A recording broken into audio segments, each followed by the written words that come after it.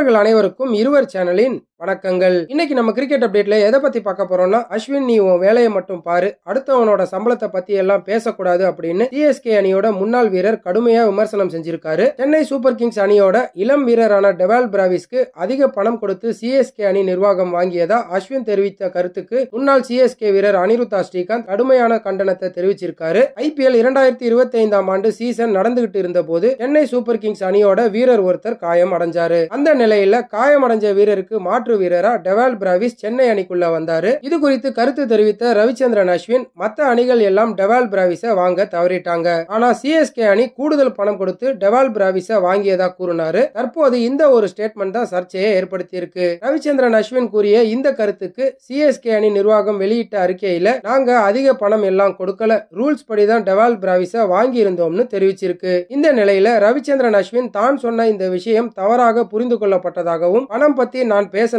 Dewald பிராவிஸோட பேட்டிங்கை பத்தி தான் பேசினேன்னும் ரவிச்சந்திரன் அஸ்வின் தெரிவிச்சிருக்காரு. ரவிச்சந்திரன் அஸ்வினோட இந்த பேச்சுக்கு முன்னாள் சிஎஸ்கே வீரர் அனிருத்தா ஸ்ரீகாந்த் கடுமையான கண்டனத்தை தெரிவிச்சிருக்காரு. இது குறித்து அனிருத்தா ஸ்ரீகாந்த் என்ன சொல்லியிருக்காருன்னா, அஸ்வின் செஞ்ச இந்த விஷயம் மிகவும் தவறான ஒண்ணு. ஒரு அணியில நீங்க விளையாடிட்டு இருக்கீங்க, அதே அணியில தான் டெவால் பிராவிஸும் விளையாடுறாரு. அப்படி இருக்கும்போது மத்த வீரர்களோட ஊதிய ஒப்பந்தத்தை பத்தி பேசுறதுக்கு நமக்கு எந்த உரிமையும் கிடையாது. நீங்க சொன்னது தவறான அர்த்தமா எடுத்துக்கிட்டாலும் நீங்க சொன்ன விஷயம் ஒரு பிரச்சனையை தான் ஏற்படுத்தும். எந்த ஒரு கிரிக்கெட் வீரரும் மத்த வீரரோட ஊதிய ஒப்பந்தம் பத்தி எப்போதுமே பேசக்கூடாது. ரவிச்சந்திரன் அஸ்வினோட இந்த பேச்சினாலதான் சிஎஸ்கே அணி நிர்வாகம் விளக்கம் கொடுக்க வேண்டிய நிலைமைக்கு தள்ளப்பட்டிருக்கு. இந்த விளக்கத்தினால ஒரே ஒரு நல்ல விஷயம் நடந்து இருக்குது அப்படின்னா, அடுத்த 2 வருஷத்துக்கு டெவால் பிராவிஸ் எங்களுக்காகத்தான் விளையாடுவாருன்னு சிஎஸ்கே அணி நிர்வாகம் உறுதியா சொன்னதுதான் அப்படின்னு அனிருத்தா ஸ்ரீகாந்த் தெரிவிச்சிருக்காரு. ரவிச்சந்திரன் அஸ்வின் இந்த மாதிரி ஒரு வீரரோட ஊதிய ஒப்பந்தத்தை பத்தி வெளிப்படையா பேசினதை பத்தின உங்களோட கருத்து என்ன அப்படிங்கறத கமெண்ட் செக்ஷன்ல கமெண்ட் பண்ணுங்க. மேலும் இந்த மாதிரி கிரிக்கெட் அப்டேட்ஸ்க்கு